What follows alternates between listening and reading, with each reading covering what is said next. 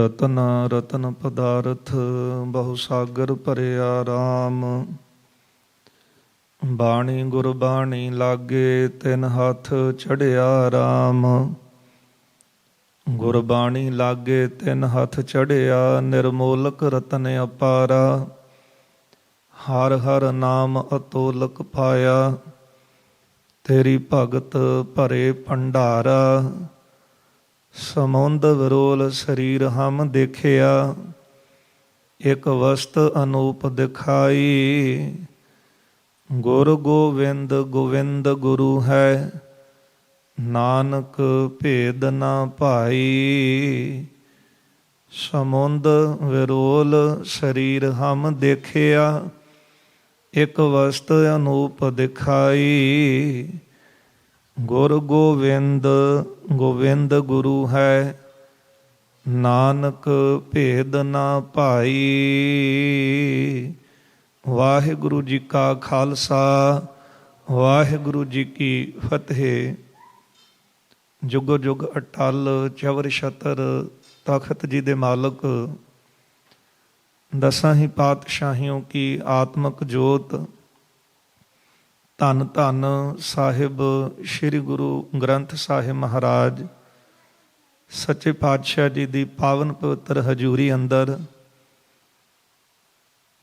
आप सारिया ही संगतां बड़ी शरधा ते भावना सहित साहिब श्री गुरु ग्रंथ साहिब महाराज जी का पहला प्रकाश गुरपुरब मना रहे हों। श्री सहज पाठ दे भोग पए हन। उपरंत श्री गुरु ग्रंथ साहिब महाराज जी दे पावन मुख वाक श्री दसम गुरु ग्रंथ साहिब जी दे पावन मुख वाक श्री सरबलो प्रकाश जी दे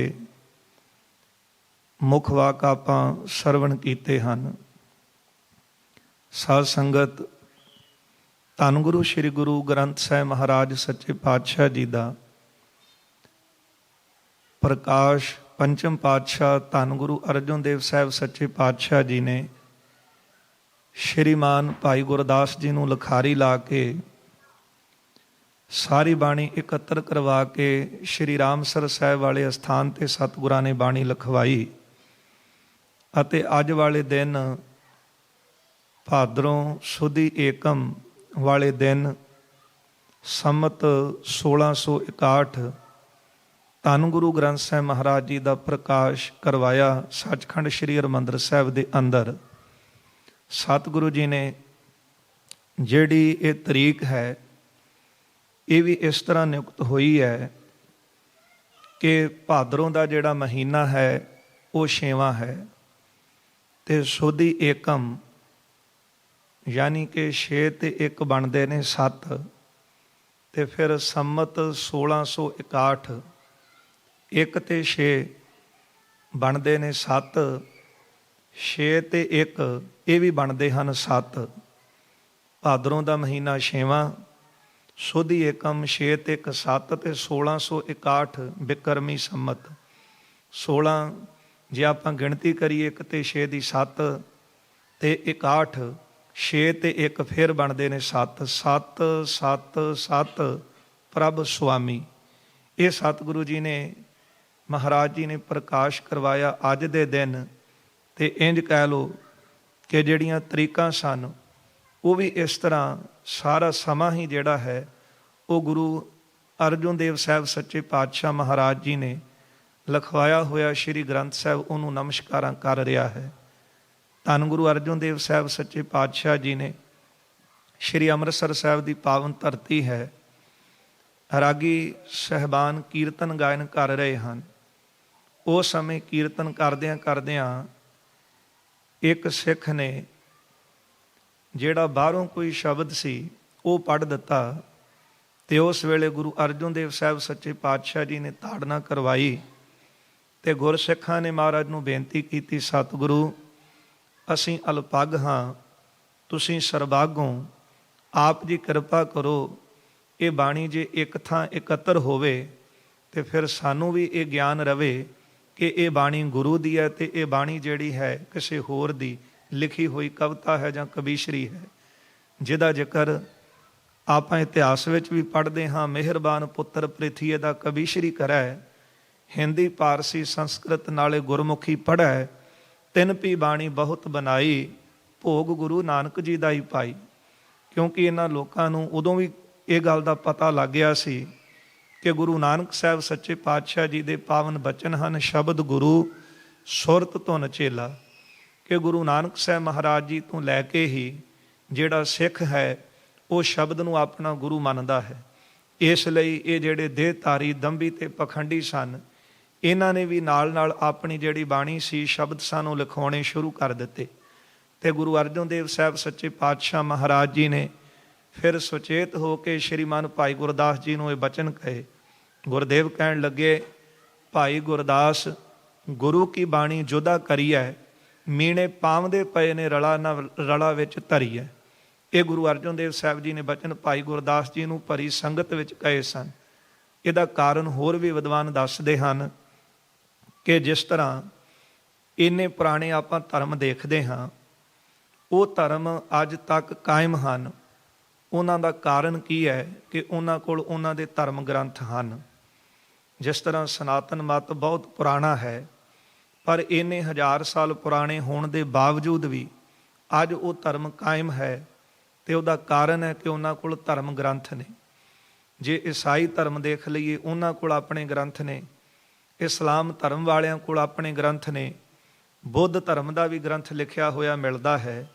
ਸੋ ਇੱਕ ਵਿਦਵਾਨ ਨੇ ਬਚਨ ਲਿਖੇ ਹਨ ਕਿ ਜੇ ਗੀਤਾ ਨਹੀਂ, ਹਿੰਦੂ ਨਹੀਂ, ਅਜੀਲ ਨਹੀਂ, ਅੰਜੀਲ ਨਹੀਂ, ਈਸਾਈਅਤ ਨਹੀਂ, ਜੇ ਕੁਰਾਨ ਨਹੀਂ, ਇਸਲਾਮ ਨਹੀਂ, ਇਸੇ ਤਰ੍ਹਾਂ ਕਿਸੇ ਧਰਮ ਨੂੰ ਕਾਇਮ ਰੱਖਣ ਵਾਸਤੇ ਉਸ ਦੇ ਗ੍ਰੰਥ ਦੀ ਹੋਂਦ ਹੋਣੀ ਉਹ ਅਤ ਲਾਜ਼ਮੀ ਹੈ। ਇਸ ਲਈ ਗੁਰੂ ਅਰਜਨ ਦੇਵ ਸਾਹਿਬ ਸੱਚੇ ਪਾਤਸ਼ਾਹ ਮਹਾਰਾਜ ਜੀ ਨੇ ਸ਼੍ਰੀ ਗੁਰੂ ਗ੍ਰੰਥ ਸਾਹਿਬ ਮਹਾਰਾਜ ਜੀ ਦੀ ਸੰਪਾਦਨਾ ਸ਼੍ਰੀਮਾਨ ਭਾਈ ਗੁਰਦਾਸ ਸਾਹਿਬ ਜੀ ਪਾਸੋਂ ਕਰਵਾਈ ਹੈ। ਉਹ ਅੱਜ ਵਾਲਾ ਦਿਨ ਪ੍ਰਕਾਸ਼ ਦਾ ਹੈ, ਪਰ ਕੁਝ ਵਿਦਵਾਨ ਲਿਖਦੇ ਨੇ ਕਿ ਤਕਰੀਬਨ ਸਾਲ ਦਾ ਸਮਾਂ ਇਹ ਬਾਣੀ ਨੂੰ ਲਿਖਵਾਉਣ ਦਾ ਲੱਗਾ ਹੈ। ਕੁਝ ਸਾਲ ਤੋਂ ਘੱਟ ਵੀ ਲਿਖਦੇ ਹਨ, ਪਰ ਉਸ ਸਮੇਂ ਗੁਰੂ ਅਰਜਨ ਦੇਵ ਸਾਹਿਬ ਸੱਚੇ ਪਾਤਸ਼ਾਹ ਜੀ ਨੇ ਭਾਈ ਗੁਰਦਾਸ ਸਾਹਿਬ ਨੂੰ ਇਹ ਭਰੀ ਸੰਗਤ ਵਿੱਚ ਬਚਨ ਕਹੇ, ਤੇ ਭਾਈ ਗੁਰਦਾਸ ਜੀ ਨੇ ਮਹਾਰਾਜ ਤੋਂ ਜਾਣ ਤੋਂ ਆਗਿਆ ਮੰਗੀ। ਕਿਉਂਕਿ ਉਸ ਵੇਲੇ ਗੁਰਬਾਣੀ ਦੀਆਂ ਪੋਥੀਆਂ ਗੁਰੂ ਅਮਰਦਾਸ ਸਾਹਿਬ ਜੀ ਦੇ ਵੱਡੇ ਸਾਹਿਬਜ਼ਾਦੇ ਬਾਬਾ ਮੋਹਨ ਜੀ ਪਾਸ ਹਨ, ਤੇ ਬਾਣੀ ਨੂੰ ਲਿਖਤੀ ਰੂਪ ਜਿਹੜਾ ਹੈ ਉਹ ਗੁਰੂ ਨਾਨਕ ਸਾਹਿਬ ਜੀ ਤੋਂ ਹੀ ਆਰੰਭ ਹੋਇਆ ਹੈ, ਬਾਣੀ ਨੂੰ ਲਿਖਤੀ ਰੂਪ ਦੇਣਾ। ਕਿਉਂਕਿ ਭਾਈ ਗੁਰਦਾਸ ਜੀ ਦੇ ਬਚਨ ਆਪਾਂ ਪੜ੍ਹਦੇ ਹਾਂ, ਗੁਰੂ ਨਾਨਕ ਸਾਹਿਬ ਜੀ ਦੀ ਮੱਕੇ ਫੇਰੀ, ਕਿ ਫਿਰ ਬਾਬਾ ਮੱਕੇ ਗਿਆ, ਨੀਲ ਬਸਤਰ ਧਾਰੇ ਬਨਵਾਰੀ, ਆਸਾ ਹੱਥ ਕਿਤਾਬ ਕਛ। ਇਹ ਕਿਤਾਬ ਕਿਹੜੀ ਸੀ? ਜਿਹੜੀ ਗੁਰੂ ਨਾਨਕ ਸਾਹਿਬ ਸੱਚੇ ਪਾਤਸ਼ਾਹ ਜੀ ਦੇ ਕੋਲ ਹੋਣ ਦੀ ਗਵਾਹੀ ਭਾਈ ਗੁਰਦਾਸ ਜੀ ਦੀ ਬਾਣੀ ਦੇ ਰਹੀ। ਜਾਣੀ ਕਿ ਉਹ ਪੋਥੀ ਹੋਰ ਕੋਈ ਨਹੀਂ। ਜਿਹੜੇ ਸ਼ਬਦ ਗੁਰੂ ਨਾਨਕ ਸਾਹਿਬ ਮਹਾਰਾਜ ਉਚਾਰਨ ਕਰਦੇ, ਉਹਨੂੰ ਗੁਰੂ ਨਾਨਕ ਸਾਹਿਬ ਮਹਾਰਾਜ ਨੇ ਲਿਖਤੀ ਰੂਪ ਵੀ ਦਿੱਤਾ ਸੀ। ਤਾਂਹੀਓ ਗੁਰੂ ਨਾਨਕ ਸਾਹਿਬ ਜੀ ਨੂੰ ਕਾਜੀ ਅਤੇ ਮੁਲਾਣਿਆਂ ਨੇ ਸਵਾਲ ਕੀਤਾ ਸੀ, ਪੁੱਛਣ ਫੋਲ ਕਿਤਾਬ ਨੂੰ, ਹਿੰਦੂ ਵੱਡਾ ਕਿ ਮੁਸਲਮਾਨ ਹੋਈ। ਉਹ ਪੁੱਛਦੇ ਸਨ ਕਿ ਸਾਨੂੰ ਆਪਣੀ ਇਹ ਕਿਤਾਬ ਪੋਥੀ ਨੂੰ ਚੰਗੀ ਤਰ੍ਹਾਂ ਵੇਖ ਕੇ ਦੱਸੋ ਕਿ ਵੱਡਾ ਹਿੰਦੂ ਹੈ ਕਿ ਵੱਡਾ ਮੁਸਲਮਾਨ ਹੈ। ਇਸ ਗੱਲ ਦੀ ਗਵਾਹੀ ਭਾਈ ਗੁਰਦਾਸ ਜੀ ਦੀ ਬਾਣੀ ਦੇ ਰਹੀ ਹੈ ਕਿ ਗੁਰੂ ਨਾਨਕ ਸਾਹਿਬ ਜੀ ਦੇ ਸਮੇਂ ਤੋਂ ਹੀ ਬਾਣੀ ਨੂੰ ਲਿਖਤੀ ਰੂਪ ਦਿੱਤਾ ਗਿਆ। ਗੁਰੂ ਅੰਗਦ ਦੇਵ ਸਾਹਿਬ ਮਹਾਰਾਜ ਜੀ ਦੀ ਬਾਣੀ, ਗੁਰੂ ਅਮਰਦਾਸ ਸਾਹਿਬ ਮਹਾਰਾਜ ਜੀ ਦੀ ਲਿਖੀ ਹੋਈ ਬਾਣੀ, ਗੁਰੂ ਅਮਰਦਾਸ ਸਾਹਿਬ ਜੀ ਦੇ ਵੱਡੇ ਸਾਹਿਬਜ਼ਾਦੇ ਸਪੁੱਤਰ ਬਾਬਾ ਮੋਹਨ ਜੀ ਦੇ ਪਾਸ ਹੈ। ਗੁਰੂ ਸਾਹਿਬ ਜੀ ਨੇ ਦੱਸਿਆ ਹੈ, ਭਾਈ ਗੁਰਦਾਸ ਜੀ ਲੈਣ ਵਾਸਤੇ ਤਿਆਰ ਹੋਏ, ਗੋਇੰਦਵਾਲ ਸਾਹਿਬ ਗਏ, ਵਾਪਸ ਪਰਤੇ ਉਹ ਪੋਥੀਆਂ ਹੱਥ ਨਾ ਆਈਆਂ। ਸ਼੍ਰੀਮਾਨ ਭਾਈ ਗੁਰਦਾਸ ਜੀ ਦੇ ਵਾਪਸ ਆਉਣ ਤੋਂ ਫਿਰ ਪੂਰਨ ਬ੍ਰਹਮ ਗਿਆਨੀ ਬਾਬਾ ਬੁੱਢਾ ਸਾਹਿਬ ਗਏ, ਉਹਨਾਂ ਨੂੰ ਵੀ ਇਹ ਪੋਥੀਆਂ ਬਾਬਾ ਮੋਹਨ ਜੀ ਪਾਸੋਂ ਨਾ ਮਿਲੀਆਂ। ਕਾਰਨ ਕਿਉਂਕਿ ਇਹ ਡਿਊਟੀ ਧੁਰ ਦਰਗਾਹ ਤੋਂ ਪ੍ਰਤੱਖ ਹਰੀ ਦਾ ਸਰੂਪ ਦੋਹਿਤਾ ਬਾਣੀ ਕਾ ਬੋਹਿਥਾ ਗੁਰੂ ਅਰਜਨ ਦੇਵ ਸਾਹਿਬ ਜੀ ਦੀ ਆਪਣੀ ਲੱਗੀ ਸੀ। ਤੇ ਇੱਕ ਹੋਰ ਕਾਰਨ ਆਪਾਂ ਨੂੰ ਇਤਿਹਾਸ ਚੋਂ ਵੀ ਮਿਲਦਾ ਹੈ ਕਿ ਜਿਸ ਵਕਤ ਗੁਰੂ ਅਮਰਦਾਸ ਜੀ ਨੇ ਗੁਰੂ ਰਾਮਦਾਸ ਜੀ ਨੂੰ ਗੁਰਤਾ ਗੱਦੀ ਦਿੱਤੀ, ਸਤਿਗੁਰੂ ਗੁਰੂ ਅਮਰਦਾਸ ਜੀ ਨੇ ਉਦੋਂ ਬਚਨ ਕਹੇ, ਸਤਿਗੁਰੂ ਪੁਰਖ ਜੇ ਬੋਲਿਆ ਗੁਰ ਸਿੱਖਾਂ ਮੰਨ ਲਈ ਰਜਾਏ ਜੀਓ। ਪਰ ਕਿਹੜੀ ਆਗਿਆ ਦਿੱਤੀ ਸੀ? ਮਹਾਰਾਜ ਕਹਿੰਦੇ ਗੁਰੂ ਰਾਮਦਾਸ ਜੀ ਨੂੰ ਉੱਠ ਕੇ ਨਮਸਕਾਰ ਕਰੋ, ਤੇ ਬਾਬਾ ਮੋਹਨ ਜੀ ਨੇ ਮੱਥਾ ਟੇਕਣ ਤੋਂ ਇਨਕਾਰ ਕਰ ਦਿੱਤਾ ਸੀ। ਉਦਣ ਦਾ ਬਾਬਾ ਮੋਹਨ ਦੇ ਪੇਟ ਦੇ ਵਿੱਚ ਅਫਰੇਵਾਂ ਰਹਿੰਦਾ ਸੀ। ਪਿਤਾ ਗੁਰੂ ਦਾ ਬਚਨ ਨਾ ਮੰਨਿਆ, ਪਰ ਮੋਹਰੀ ਪੁੱਤ ਸਨਮੁਖ ਹੋਇਆ ਰਾਮਦਾਸੈ ਪੈਰੀ ਪਾਏ ਜਿਉ। ਬਾਬਾ ਮੋਹਰੀ ਜੀ ਨੇ ਉੱਠ ਕੇ ਮੱਥਾ ਟੇਕ ਦਿੱਤਾ ਤੇ ਉਹਨਾਂ ਦਾ ਨਾਮ ਅੱਜ ਆਪਾਂ ਬਾਣੀ ਦੇ ਵਿੱਚ ਵੀ ਪੜ੍ਹਦੇ ਹਾਂ। ਦਾਸ ਨੂੰ ਜਿੰਨਾ ਕੁ ਖਿਆਲ ਹੈ ਕਿ ਗੁਰੂ ਸਾਹਿਬਾਨਾਂ ਦੀ ਅੰਸ਼ ਵਿੱਚੋਂ ਜੇ ਕਿਤੇ ਕਿਸੇ ਗੁਰੂ ਸਾਹਿਬਾਨਾਂ ਦੇ ਪੁੱਤਰ ਦਾ ਨਾਮ ਮਿਲਦਾ ਹੈ ਤੇ ਜੇ ਮੈਂ ਭੁੱਲਦਾ ਨਾ ਹੋਵਾਂ ਤੇ ਬਾਬਾ ਮੋਹਰੀ ਜੀ ਹਨ, ਜਿਨ੍ਹਾਂ ਦਾ ਬਾਣੀ ਦੇ ਵਿੱਚ ਗੁਰੂ ਗ੍ਰੰਥ ਸਾਹਿਬ ਜੀ ਦੇ ਵਿੱਚ ਨਾਮ ਲਿਖਿਆ ਮਿਲਦਾ ਹੈ, ਮੋਹਰੀ ਪੁੱਤ ਸਨਮੁਖ ਹੋਇਆ ਰਾਮਦਾਸੈ ਪੈਰੀ ਪਾਏ ਜਿਉ। ਉਹ ਨਾਮ ਵੀ ਤਾਂ ਲਿਖਿਆ ਗਿਆ ਜਿਨ੍ਹਾਂ ਨੇ ਗੁਰੂ ਪਿਤਾ ਦੀ ਆਗਿਆ ਨੂੰ ਸਿਰ ਮੱਥੇ ਪ੍ਰਵਾਨ ਕੀਤਾ। ਪਰ ਬਾਬਾ ਮੋਹਨ ਜੀ ਦੇ ਪੇਟ ਵਿੱਚ ਉਦੋਂ ਦਾ ਅਫਰੇਵਾਂ ਸੀ, ਉਹ ਠੀਕ ਨਹੀਂ ਸੀ ਹੋ ਰਿਹਾ। ਯਤਨ ਬੜੇ ਕੀਤੇ, ਭਾਵੇਂ ਕਮਾਈ ਵਾਲੇ ਸਨ, ਪਰ ਇਹ ਠੀਕ ਉਦੋਂ ਹੋਣਾ ਸੀ ਜਦੋਂ ਆਪਣੀ ਭੁੱਲ ਬਖਸ਼ਾ ਲੈਣ। ਗੁਰੂ ਅਮਰਦਾਸ ਸਾਹਿਬ ਪਾਸ ਵੀ ਬੇਨਤੀ ਕੀਤੀ ਸੀ, ਮਹਾਰਾਜ ਕਹਿੰਦੇ ਹੁਣ ਨਹੀਂ ਸਮਾਂ, ਪੰਜਵਾਂ ਸਰੂਪ ਧਾਰਨ ਕਰਾਂਗੇ, ਉਦੋਂ ਚਰਨਾਂ ਤੇ ਸਿਰ ਰੱਖ ਕੇ ਮੁਆਫੀ ਮੰਗਿਓ ਤੇ ਬਖਸ਼ਾਂਗੇ। ਫਿਰ ਅੱਜ ਉਹ ਸਮਾਂ ਆਇਆ। ਗੁਰੂ ਅਰਜਨ ਦੇਵ ਸਾਹਿਬ ਸੱਚੇ ਪਾਤਸ਼ਾਹ ਅੰਮ੍ਰਿਤਸਰ ਸਾਹਿਬ ਤੋਂ ਚੱਲੇ ਨੇ ਤੇ ਗੋਇੰਦਵਾਲ ਸਾਹਿਬ ਪਹੁੰਚੇ ਹਨ। ਬੌਲੀ ਸਾਹਿਬ 'ਚ ਇਸ਼ਨਾਨ ਕੀਤਾ, ਗੁਰੂ ਅਮਰਦਾਸ ਸਾਹਿਬ ਜੀ ਦੇ ਦਰਸ਼ਨ ਹੋਏ। ਫਿਰ ਮਹਾਰਾਜ ਜਿੱਥੇ ਬਾਬੇ ਮੋਹਨ ਦਾ ਚੁਬਾਰਾ ਹੈ, ਉਸ ਚੁਬਾਰੇ ਦੇ ਹੇਠਾਂ ਸਤਿਗੁਰੂ ਭੁੰਜੇ ਆਪ ਬੈਠਦੇ। ਸੰਗਤਾਂ ਵਿਛਾਈ ਲੈ ਕੇ ਆਈਆਂ, ਪਰ ਸਤਿਗੁਰੂ ਜੀ ਨੇ ਉਹ ਵਿਛਾਈ ਵਿਛਾਉਣ ਤੋਂ ਇਨਕਾਰ ਕਰ ਦਿੱਤਾ।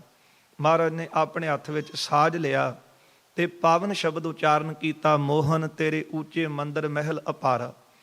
ਇਹ ਪਾਵਨ ਸ਼ਬਦ ਦੀਆਂ ਧੁਨਾਂ ਜਦ ਬਾਬੇ ਮੋਹਨ ਦੇ ਕੰਨਾਂ ਵਿੱਚ ਪਈਆਂ, ਜਿਹੜੀ ਸੁਰਤ ਬਾਬੇ ਮੋਹਨ ਦੀ ਬਾਬਾ ਬੁੱਢਾ ਸਾਹਿਬ ਤੇ ਭਾਈ ਗੁਰਦਾਸ ਜੀ ਦੇ ਦਰਵਾਜ਼ੇ ਖੜਕਾਉਣ ਤੋਂ, ਬਾਬਾ ਬੁੱਢਾ ਸਾਹਿਬ ਜੀ ਦੇ ਤਾਂ ਪੈਰੋਂ ਫੜ ਕੇ ਹਿਲਾਉਣ ਤੋਂ ਨਹੀਂ ਸੀ ਖੁੱਲੀ, ਉਹ ਸ਼ਬਦ ਦੀ ਧੁਨੀ ਜਦੋਂ ਬਾਬੇ ਮੋਹਨ ਜੀ ਨੇ ਕੰਨੀ ਸੁਣੀ ਹੈ ਤੇ ਉਹ ਦਸਮ ਦੁਆਰ ਚੋਂ ਫਿਰ ਸੁਰ ਉਤਰੀ ਹੈ। ਬਾਰੀ ਵਿੱਚੋਂ ਦੇਖਿਆ ਹੈ ਤੇ ਪੋਥੀਆਂ ਲੈ ਕੇ ਗੁਰੂ ਅਰਜਨ ਦੇਵ ਸਾਹਿਬ ਜੀ ਦੇ ਸਪੁਰਦ ਕਰਨ ਆਏ। ਪਰ ਆ ਕੇ ਇੱਕ ਬੇਨਤੀ ਕੀਤੀ, ਕਹਿਣ ਲੱਗੇ ਪੋਥੀਆਂ ਤਾਂ ਦੇਵਾਂਗਾ ਜੇ ਮੈਨੂੰ ਆਪਣੇ ਚਰਨਾਂ ਦੇ ਉੱਤੇ ਮੱਥਾ ਟੇਕ ਲੈਣ ਦੋਗੇ। ਤੇ ਗੁਰੂ ਅਰਜਨ ਦੇਵ ਸਾਹਿਬ ਮਹਾਰਾਜ ਨੇ ਕਿਹਾ, ਸਤਿਗੁਰੂ ਕਹਿੰਦੇ ਬਾਬਾ ਜੀ ਇਹ ਗੱਲ ਤੁਸੀਂ ਬੜੀ ਅਯੋਗ ਕੀਤੀ ਹੈ, ਕਿਉਂਕਿ ਰਿਸ਼ਤੇ ਵਜੋਂ ਤੁਸੀਂ ਸਾਡੇ ਲੱਗਦੇ ਹੋ ਮਾਮੇ, ਤੇ ਫਰਜ਼ ਤੇ ਸਾਡਾ ਬਣਦਾ ਹੈ ਕਿ ਅਸੀਂ ਤੁਹਾਡੇ ਚਰਨਾਂ ਤੇ ਬੰਦਨਾ ਕਰੀਏ। ਪਰ ਬਾਬਾ ਮੋਹਨ ਜੀ ਨੇ ਫਿਰ ਸਾਰੀ ਗੱਲ ਦੱਸੀ। ਕਹਿਣ ਲੱਗੇ ਉਦੋਂ ਦਾ ਮੈਨੂੰ ਅਫਰੇਵਾਂ ਹੈ, ਜਦੋਂ ਦਾ ਮੈਂ ਪਿਤਾ ਗੁਰੂ ਅਮਰਦਾਸ ਸਾਹਿਬ ਦਾ ਬਚਨ ਨਹੀਂ ਸੀ ਮੰਨਿਆ, ਪਰ ਅੱਜ ਕਿਰਪਾ ਕਰਕੇ ਮੇਰੀ ਇਹ ਬੇਨਤੀ ਪ੍ਰਵਾਨ ਕਰੋ। ਮਹਾਰਾਜ ਜੀ ਨੂੰ ਨਮਸਕਾਰ ਕੀਤੀ ਹੈ। ਗੁਰੂ ਅਰਜਨ ਦੇਵ ਸਾਹਿਬ ਜੀ ਨੇ ਪੋਥੀਆਂ ਲਈਆਂ, ਪਾਲਕੀ ਸਾਹਿਬ ਵਿੱਚ ਬਿਰਾਜਮਾਨ ਕੀਤੀਆਂ, ਚੌਰ ਆਪਣੇ ਹੱਥ ਵਿੱਚ ਲਿਆ। ਗੁਰਸਿੱਖਾਂ ਨੇ ਦੂਜੀ ਪਾਲਕੀ ਨਾਲ ਲਿਆ ਤੋਰੀ ਹੈ। ਗੁਰੂ ਅਰਜਨ ਦੇਵ ਸਾਹਿਬ ਨੂੰ ਬੇਨਤੀ ਕੀਤੀ, ਮਹਾਰਾਜ ਇਹ ਦੂਜੀ ਪਾਲਕੀ ਦੇ ਵਿੱਚ ਤੁਸੀਂ ਆਪ ਸਵਾਰ ਹੋ ਜਾਵੋ, ਕਿਉਂਕਿ ਤੁਸੀਂ ਪ੍ਰਤੱਖ ਹਰ ਗੁਰੂ ਨਾਨਕ ਸਾਹਿਬ ਮਹਾਰਾਜ ਜੀ ਦੀ ਜੋਤ ਦੇ ਵਾਰਸ ਹੋ, ਉਹ ਗੁਰਤਾ ਗੱਦੀ ਦੇ ਮਾਲਕ ਹੋ। ਪਰ ਗੁਰੂ ਅਰਜਨ ਦੇਵ ਸਾਹਿਬ ਨੇ ਪਾਲਕੀ ਵਿੱਚ ਬੈਠਣ ਤੋਂ ਇਨਕਾਰ ਕਰ ਦਿੱਤਾ। ਸਤਿਗੁਰਾਂ ਨੇ ਕਿਹਾ ਕਿ ਇਹ ਬਾਣੀ ਗੁਰੂ ਨਾਨਕ ਸਾਹਿਬ ਸੱਚੇ ਪਾਤਸ਼ਾਹ ਮਹਾਰਾਜ ਦਾ ਸਰੂਪ ਹੈ। ਇਸ ਪਾਲਕੀ ਵਿੱਚ ਗੁਰੂ ਨਾਨਕ ਸਾਹਿਬ ਤੋਂ ਲੈ ਕੇ ਗੁਰੂ ਰਾਮਦਾਸ ਮਹਾਰਾਜ ਜੀ ਤੱਕ ਸਤਿਗੁਰੂ ਬਿਰਾਜਮਾਨ ਨੇ, ਤੇ ਮੈਂ ਵੱਡੇ ਸਤਿਗੁਰਾਂ ਦੀ ਬਰਾਬਰੀ ਨਹੀਂ ਕਰ ਸਕਦਾ।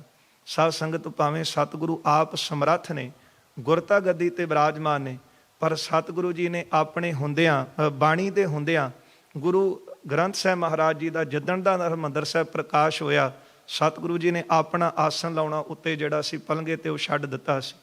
ਉਹ ਪੋਥੀਆਂ ਲੈ ਕੇ ਸਤਿਗੁਰੂ ਅੰਮ੍ਰਿਤਸਰ ਪਹੁੰਚੇ ਨੇ। ਸਾਰੀ ਸੰਗਤ ਨੇ ਸਵਾਗਤ ਕੀਤਾ ਹੈ।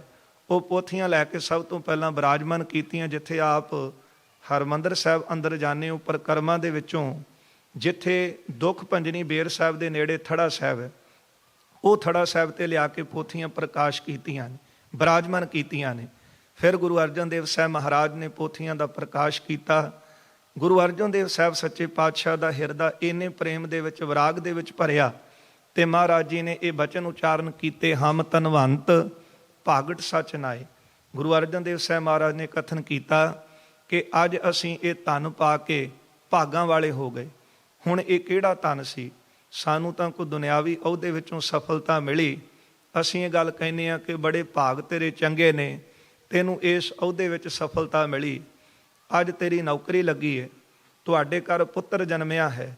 ਪਰ ਗੁਰੂ ਅਰਜਨ ਦੇਵ ਸਾਹਿਬ ਕਹਿੰਦੇ ਨੇ ਅੱਜ ਮੈਂ ਭਾਗਾਂ ਵਾਲਾ ਹੋ ਗਿਆ, ਮੈਨੂੰ ਗੁਰੂ ਸਾਹਿਬਾਨਾਂ ਦਾ ਖਜ਼ਾਨਾ ਮਿਲ ਗਿਆ। ਹਮ ਧਨਵੰਤ ਭਾਗਟ ਸਚ ਨਾਏ, ਹਰ ਗੁਣ ਗਾਵੈ ਸਹਿਜ ਸੁਭਾਏ, ਪਿਉ ਦਾਦੇ ਕਾ ਖੋਲ ਡੱਠਾ ਖਜ਼ਾਨਾ, ਤਾਂ ਮੇਰਾ ਮਨ ਭਇਆ ਨਿਧਾਨਾ। ਇਹ ਮੇਰੇ ਪਿਤਾ ਗੁਰੂ ਰਾਮਦਾਸ ਮਹਾਰਾਜ ਜੀ ਦੀ ਬਾਣੀ ਹੈ। ਇਹ ਖਜ਼ਾਨਾ ਮੇਰੇ ਦਾਦਾ ਗੁਰੂ ਅਮਰਦਾਸ ਸਾਹਿਬ, ਪਿਤਾ ਗੁਰੂ ਅੰਗਦ ਦੇਵ ਸਾਹਿਬ, ਦਾਦਾ ਗੁਰੂ ਨਾਨਕ ਸਾਹਿਬ ਜੀ ਦਾ ਖਜ਼ਾਨਾ ਹੈ। ਪਿਉ ਦਾਦੇ ਕਾ ਖੋਲ ਡੱਠਾ ਖਜ਼ਾਨਾ, ਤਾਂ ਮੇਰਾ ਮਨ ਭਇਆ ਨਿਧਾਨਾ। ਰਤਨ ਲਾਲ ਜਾ ਕਾ ਕਛੂ ਨਾ ਮੋਲ, ਭਰੇ ਭੰਡਾਰ ਅਖੂਟ ਅਤੋਲ। ਖਾਵਹਿ ਖਰਚਹਿ ਰਲ ਮਿਲ ਭਾਈ, ਤੋਟ ਨਾ ਆਵੈ ਵੱਧ ਦੋ ਜਾਈ। ਕਹੋ ਨਾਨਕ ਜਿਸ ਮਸਤਕ ਲੇਖ ਲਿਖਾਏ, ਸੋ ਏਤ ਖਜ਼ਾਨੈ ਲਿਆ ਰਲਾਏ। ਸਤਿਗੁਰੂ ਗੁਰੂ ਅਰਜਨ ਦੇਵ ਸਾਹਿਬ ਜੀ ਨੇ ਬਾਬਾ ਬੁੱਢਾ ਸਾਹਿਬ ਜੀ ਨੂੰ ਕਿਹਾ ਕਿ ਬਾਬਾ ਜੀ ਅੱਜ ਇੱਥੇ ਸਾਰੀ ਰਾਤ ਰਹਿਣ ਸਬਾਈ ਕੀਰਤਨ ਕਰੋ। ਉਸ ਰਾਤ ਸਾਰਾ ਕੀਰਤਨ ਦਾ ਪ੍ਰਵਾਹ ਚੱਲਿਆ। ਅਗਲਾ ਦਿਨ ਚੜਿਆ, ਗੁਰੂ ਅਰਜਨ ਦੇਵ ਸਾਹਿਬ ਜੀ ਨੇ ਫਿਰ ਬਚਨ ਕਹੇ ਨੇ। ਮਹਾਰਾਜ ਕਹਿੰਦੇ ਕੋਈ ਇਕਾਂਤ ਥਾਂ ਦੇਖੀਏ ਜਿੱਥੇ ਆਪਾਂ ਇਹ ਬਾਣੀ ਲਿਖਵਾਈਏ। ਤੇ ਉਹ ਥਾਂ ਦੀ ਚੋਣ ਕੀਤੀ ਸ਼ਹੀਦਾਂ ਸਾਹਿਬ ਦੇ ਨਾਲ, ਜਿੱਥੇ ਰਾਮਸਰ ਸਾਹਿਬ ਦੇ ਆਪਾਂ ਦਰਸ਼ਨ ਕਰਦੇ। ਇਹ ਅਸਥਾਨ ਦੀ ਚੋਣ ਕੀਤੀ। ਇੱਥੇ ਫਿਰ ਮਹਾਰਾਜ ਜੀ ਨੇ ਤੰਬੂ ਕਨਾਤਾਂ ਲਵਾਈਆਂ ਅਤੇ ਲਿਖਣ ਦੀ ਸਮੱਗਰੀ ਜਿਹੜੀ ਸੀ ਸਾਰੀ ਉੱਥੇ ਪਹੁੰਚਾ ਦਿੱਤੀ। ਫਿਰ ਸਤਿਗੁਰਾਂ ਨੇ ਸਾਰੀ ਸੰਗਤ ਪੋਥੀਆਂ ਗੁਰੂ ਅਰਜਨ ਦੇਵ ਸਾਹਿਬ ਜੀ ਆਪ ਲੈ ਕੇ ਉੱਥੇ ਪਹੁੰਚਦੇ ਨੇ।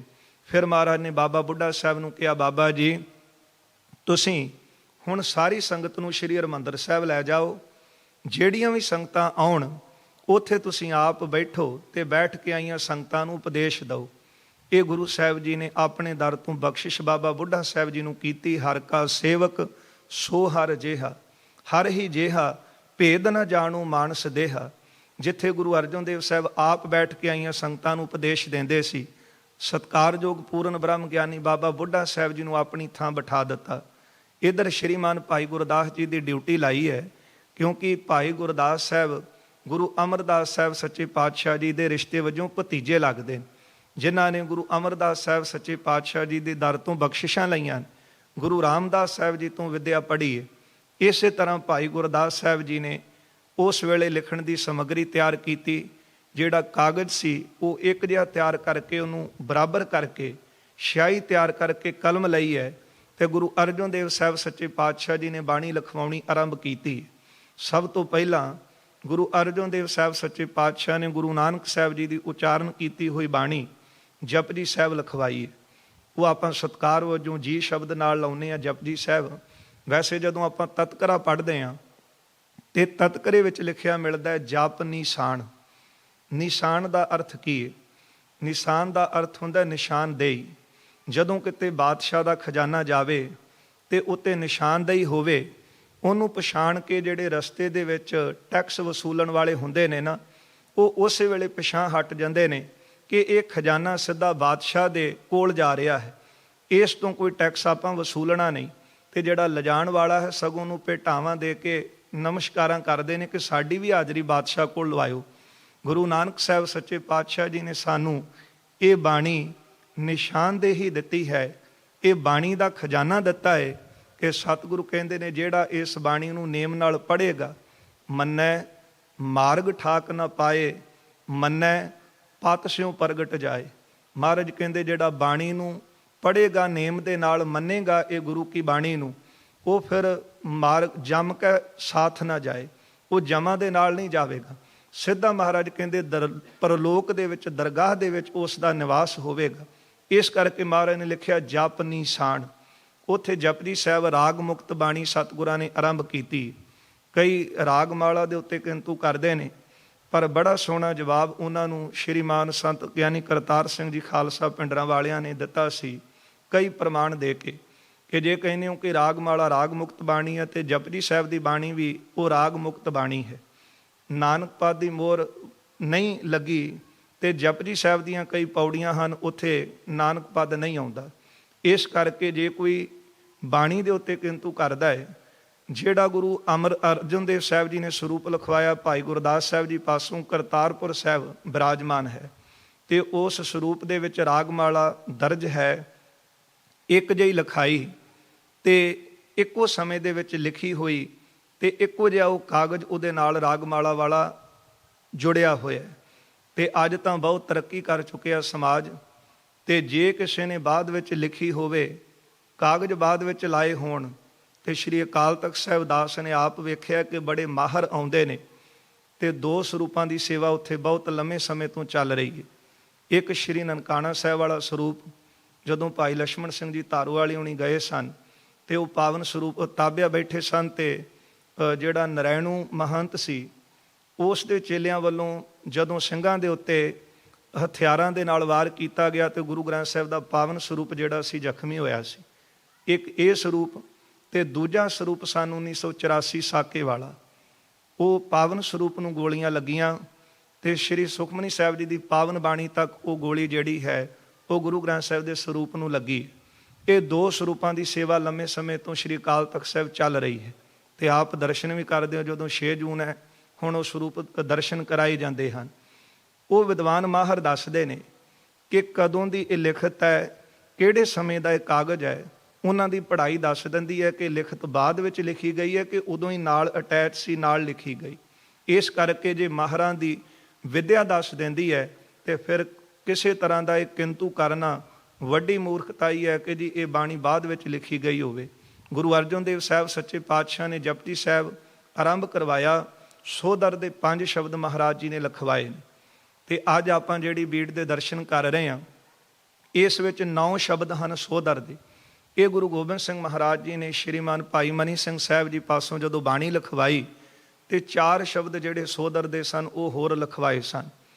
ਬਾਕੀ ਜਿਹੜੀ ਬਾਣੀ ਗੁਰੂ ਅਰਜਨ ਦੇਵ ਸਾਹਿਬ ਜੀ ਨੇ ਲਿਖਵਾਈ ਉਹਦੇ ਕੁਝ ਅੰਗ ਪੱਤਰੇ ਜਿਹੜੇ ਉਹ ਛੱਡੇ ਗਏ ਤੇ ਫਿਰ ਗੁਰੂ ਅਰਜਨ ਦੇਵ ਸਾਹਿਬ ਜੀ ਨੇ ਕਿਹਾ ਸੀ ਕਿ ਬਾਣੀ ਦੇ ਵਿੱਚ ਕੋਈ ਵੀ ਲਗ ਮਾਤਰ ਜਿਹੜਾ ਕਰੇਗਾ ਉਹ ਸਿੱਖੀ ਤੋਂ ਖਾਰਜ ਹੋਵੇਗਾ।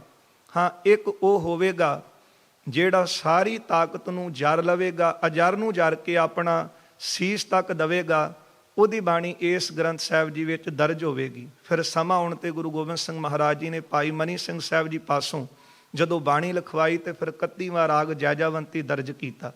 ਗੁਰੂ ਅਰਜਨ ਦੇਵ ਸਾਹਿਬ ਜੀ ਨੇ ਜਦੋਂ ਬਾਣੀ ਲਿਖਵਾਈ ਜਪਜੀ ਸਾਹਿਬ ਸੋਦਰ ਦੇ 5 ਸ਼ਬਦ ਕੀਰਤਨ ਸੋਹਲਾ ਇਹ ਪਹਿਲੇ ਦਿਨ ਭਾਈ ਗੁਰਦਾਸ ਸਾਹਿਬ ਜੀ ਪਾਸੋਂ ਲਿਖਵਾਏ ਹਨ। ਦੂਜੇ ਦਿਨ ਫਿਰ ਸਤਿਗੁਰਾਂ ਨੇ ਸ੍ਰੀ ਰਾਗ ਆਰੰਭ ਕੀਤਾ ਹੈ, ਪਹਿਲਾ ਰਾਗ, ਤੇ ਪਹਿਲੇ ਰਾਗ ਤੋਂ ਲੈ ਕੇ 30ਵਾਂ ਰਾਗ ਹੈ ਰਾਗ ਪ੍ਰਭਾਤੀ ਤੱਕ ਗੁਰੂ ਅਰਜਨ ਦੇਵ ਸਾਹਿਬ ਜੀ ਨੇ ਬਾਣੀ ਭਾਈ ਗੁਰਦਾਸ ਸਾਹਿਬ ਜੀ ਪਾਸੋਂ ਲਿਖਵਾਈ।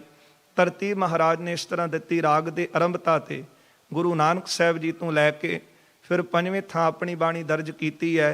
ਫਿਰ ਭਗਤ ਸਾਹਿਬਾਨਾਂ ਦੀ ਬਾਣੀ ਮਹਾਰਾਜ ਜੀ ਨੇ ਲਿਖਵਾਈ ਹੈ।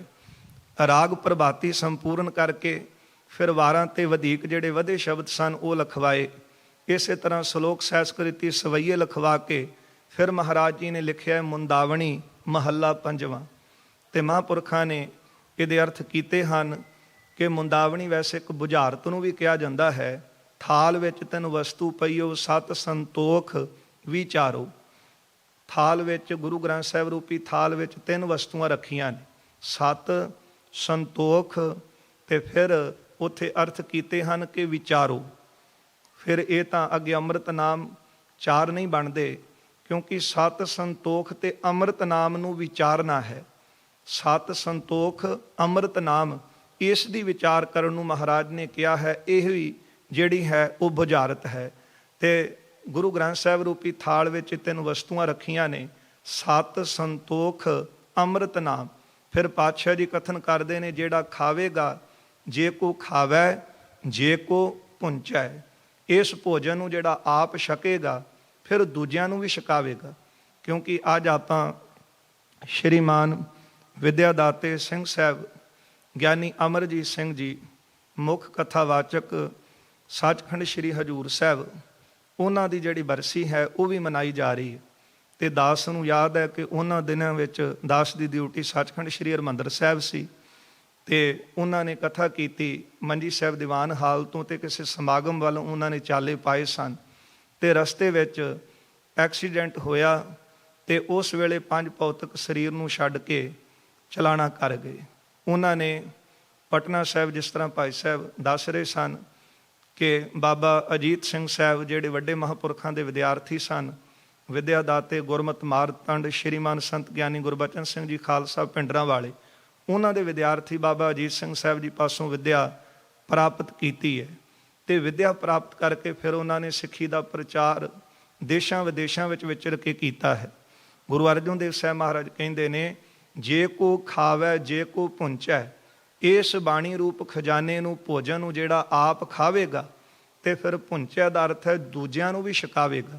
ਆਪ ਜਪੋ ਅਵਰਹ ਨਾਮ ਜਪਾਵੋ, ਇਹ ਸਭ ਤੋਂ ਵੱਡੀ ਸੇਵਾ ਹੈ। ਤੇ ਭਾਈ ਗੁਰਦਾਸ ਜੀ ਲਿਖਦੇ ਨੇ, ਜੈਸੇ ਸਤ ਮੰਦਰ ਕੰਚਨ ਕੇ ਉਸਾਰ ਦੀਨੇ, ਤੈਸਾ ਪੁੰਨ ਇੱਕ ਸਿੱਖ ਕੋ ਸ਼ਬਦ ਸਿਖਾਏਗਾ। ਜਿਸ ਤਰ੍ਹਾਂ ਭਾਈ ਸਾਹਿਬ ਗਿਆਨੀ ਜੀ ਹੁਣੇ ਦੱਸ ਰਹੇ ਸਨ ਕਿ ਇੱਥੇ ਸੰਥਿਆ ਦੀਆਂ ਕਲਾਸਾਂ ਚੱਲ ਰਹੀਆਂ ਸਨ, ਇਹ ਸਭ ਤੋਂ ਵੱਡੀ ਸੇਵਾ ਹੈ। ਭਾਈ ਗੁਰਦਾਸ ਜੀ ਲਿਖਦੇ ਨੇ ਕਿ 100 ਘਰ ਕਿਸੇ ਨੂੰ ਸੋਨੇ ਦਾ ਬਣਾ ਕੇ ਦਾਨ ਕਰ ਦਈਏ, ਇੱਕ ਗੁਰਬਾਣੀ ਦਾ ਸ਼ਬਦ ਸਿਖਾ ਦਈਏ। ਇੱਕ ਗੁਰਬਾਣੀ ਦਾ ਸਿਖਾਇਆ ਹੋਇਆ ਸ਼ਬਦ, ਉਹ ਜਿਹੜਾ 100 ਕੀਤਾ ਹੋਇਆ ਦਾਨ ਸੋਨੇ ਦਾ ਘਰ ਬਣਾ ਕੇ, ਉਹਦੇ ਬਰਾਬਰ ਤੁਲ ਨਹੀਂ। ਯਾਨੀ ਕਿ ਇਹ ਸੇਵਾ ਉਸ ਤੋਂ ਵੀ ਵੱਡੀ ਤੇ ਮਹਾਨ ਹੈ। ਮਹਾਰਾਜ ਫਰਮਾਨ ਕਰਦੇ ਨੇ, ਜੇ ਕੋ ਖਾਵੇ ਜੇ ਕੋ ਪੁੰਚੈ ਤਿਸ ਕਾ ਹੋਏ ਉਧਾਰੋ। ਉਧਾਰ ਹੋਵੇਗਾ ਹੀ ਉਸ ਦਾ ਜਿਹੜਾ ਇਸ ਗੁਰੂ ਗ੍ਰੰਥ ਸਾਹਿਬ ਰੂਪੀ ਥਾਲ ਵਿੱਚੋਂ ਸਤ ਸੰਤੋਖ ਤੇ ਅੰਮ੍ਰਿਤ ਨਾਮ ਨੂੰ ਵਿਚਾਰੇਗਾ, ਇਹ ਭੋਜਨ ਨੂੰ ਖਾਵੇਗਾ ਤੇ ਖੁਆਵੇਗਾ। ਤਿਸ ਕਾ ਹੋਏ ਉਧਾਰੋ, ਇਹ ਵਸਤ ਤਜੀ ਨਹਿ ਜਾਈ, ਨਿਤ ਨਿਤ ਰੱਖ ਉਰ ਧਾਰੋ। ਪਾਤਸ਼ਾਹ ਜੀ ਕਥਨ ਕਰਦੇ ਨੇ, ਇਹ ਵਸਤੂ ਕੀਮਤੀ, ਛੱਡੀ ਨਹੀਂ ਜਾ ਸਕਦੀ। ਮੁਕਤ ਹੋਣ ਵਾਸਤੇ ਭੋਜਨ ਛਕਣਾ ਹੀ ਪੈਣਾ ਹੈ। ਫਿਰ ਬਾਰ-ਬਾਰ ਇਸ ਭੋਜਨ ਨੂੰ ਛਕੀਏ। ਨਿਤ ਨਿਤ ਰੱਖ ਉਰ ਧਾਰੋ, ਤਮ ਸੰਸਾਰ ਚਰਨ ਲਗ ਤਰੀਐ, ਸਭ ਨਾਨਕ ਬ੍ਰਹਮ ਪਸਾਰ। ਜਿਹੜਾ ਇਸ ਭੋਜਨ ਨੂੰ ਆਤਮਾ ਕਰਕੇ ਛਕੇਗਾ, ਮਹਾਰਾਜ ਕਹਿੰਦੇ ਨੇ ਇਸ ਸੰਸਾਰ ਸਾਗਰ ਤੋਂ ਦਾ ਪਾਰ ਉਤਾਰਾ ਹੋਵੇਗਾ ਤੇ ਸਾਰੀਆਂ ਥਾਵਾਂ ਤੇ ਉਹਨੂੰ ਬ੍ਰਹਮ ਦੇ ਦੀਦਾਰ ਹੋਣਗੇ। ਗੁਰੂ ਅਰਜਨ ਦੇਵ ਸਾਹਿਬ ਸੱਚੇ ਪਾਤਸ਼ਾਹ ਜੀ ਨੇ ਬਾਣੀ ਲਿਖਵਾਈ, ਸ਼ਲੋਕ ਮਹੱਲਾ 5ਵਾਂ, ਫਿਰ ਅੱਗੇ ਰਾਗਮਾਲਾ ਲਿਖਵਾਈ ਹੈ। ਤੇ ਰਾਗਮਾਲਾ ਦੀ ਤਰਤੀਬ ਮਹਾਂਪੁਰਖਾਂ ਨੇ ਇਸ ਤਰ੍ਹਾਂ ਇਹਦੇ ਅਰਥ ਕੀਤੇ ਹਨ ਕਿ 6 ਰਾਗ ਹਨ, 5-5 ਨਾਲ ਉਸ ਦੀਆਂ ਰਾਗਣੀਆਂ ਹਨ ਤੇ 8 ਉਹਨਾਂ ਦੇ ਨਾਲ ਨੰਦਨ ਪੁੱਤਰ ਹਨ। ਰਾਗ ਏਕ ਸੰਗ ਪੰਚ ਬਰੰਗਨ, ਸੰਗ ਅਲਾਪੈ ਆਠੋ ਨੰਦਨ। 6 ਰਾਗ, 5-5 ਰਾਗਣੀਆਂ, 8-8 ਇਹਨਾਂ ਦੇ ਪੁੱਤਰ ਹਨ, ਸੰਗ ਅਲਾਪੈ ਆਠੋ ਨੰਦਨ। ਜਦੋਂ ਆਪਾਂ ਇਹਨਾਂ ਦੀ ਗਿਣਤੀ ਕਰਦੇ ਹਾਂ ਤੇ 5-5 ਰਾਗਣੀਆਂ ਜਿਹੜੀਆਂ ਨੇ, 6 ਤਾਂ ਪਹਿਲੇ ਰਾਗ ਹੋਏ ਤੇ 6-5 30 ਬਣਦਾ ਹੈ 30 ਰਾਗਣੀਆਂ। ਇਹਨਾਂ ਦੀ ਗਿਣਤੀ ਰਾਗਾਂ ਸਮੇਤ ਹੁੰਦੀ ਹੈ 36। ਤੇ ਸੰਗ ਅਲਾਪੈ ਆਠੋ ਨੰਦਨ, 8-8 ਉਹਨਾਂ ਦੇ ਨੰਦਨ ਪੁੱਤਰ ਹਨ ਤੇ 8 6 48। ਜਦੋਂ ਇਹਨਾਂ ਦੀ ਗਿਣਤੀ ਕਰੀਏ ਤੇ 84 ਬਣਦੀ ਹੈ।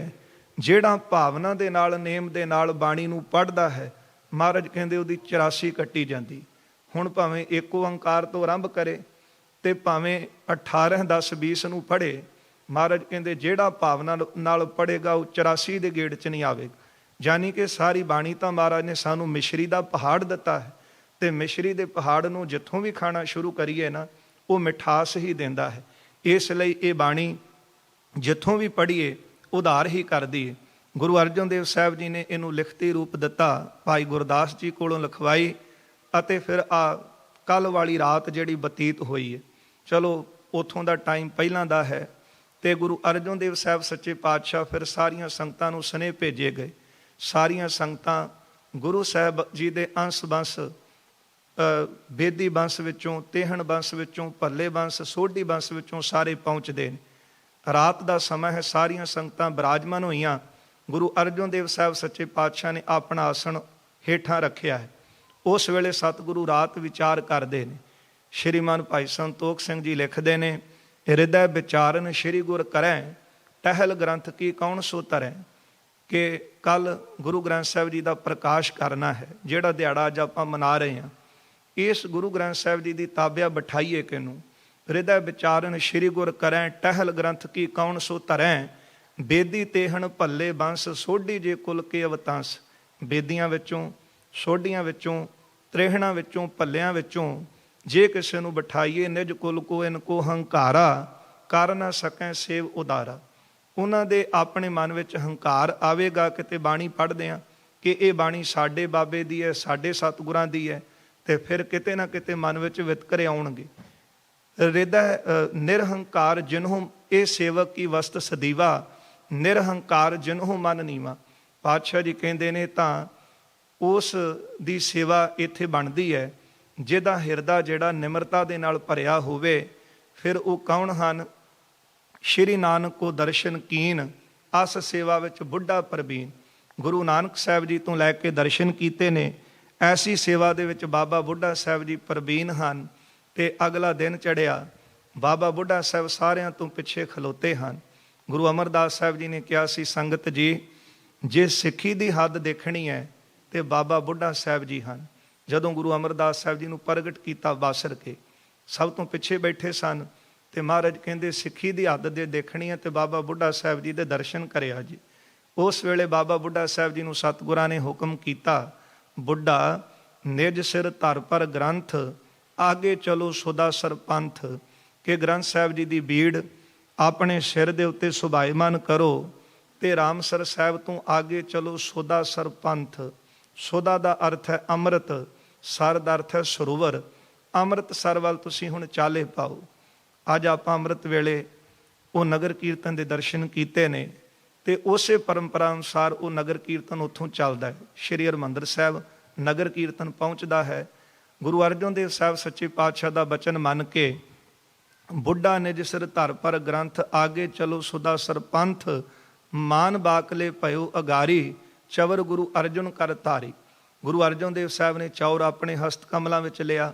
ਫਿਰ ਹਰ ਮੰਦਰ ਮੇਂ ਜਾਏ ਪਹੁੰਚੇ, ਰਾਗੀ ਕਰਤ ਰਾਗ ਸੁਰ ਉੱਚੇ। ਇਹ ਆਪਾਂ ਸ਼੍ਰੀ ਹਰਿਮੰਦਰ ਸਾਹਿਬ ਦੀ ਮਰਿਆਦਾ ਦੇਖਦੇ ਹਾਂ, ਕਿਉਂਕਿ ਬਾਕੀ ਅਸਥਾਨਾਂ ਤੇ ਮਰਿਆਦਾ ਇਹ ਹੈ ਕਿ ਪ੍ਰਕਾਸ਼ ਪਹਿਲਾਂ ਕੀਰਤਨ ਬਾਅਦ ਵਿੱਚ ਆਰੰਭ ਹੁੰਦਾ ਹੈ। ਪਰ ਸ਼੍ਰੀ ਹਰਿਮੰਦਰ ਸਾਹਿਬ ਦੀ ਮਰਿਆਦਾ ਹੈ, ਆਸਾ ਦੀ ਵਾਰ ਦਾ ਕੀਰਤਨ ਪਹਿਲਾਂ ਆਰੰਭ ਹੁੰਦਾ ਹੈ ਤੇ ਮਹਾਰਾਜ ਜੀ ਦੀ ਪਾਲਕੀ ਸਵਾਰੀ ਬਾਅਦ ਵਿੱਚ ਆਉਂਦੀ ਹੈ।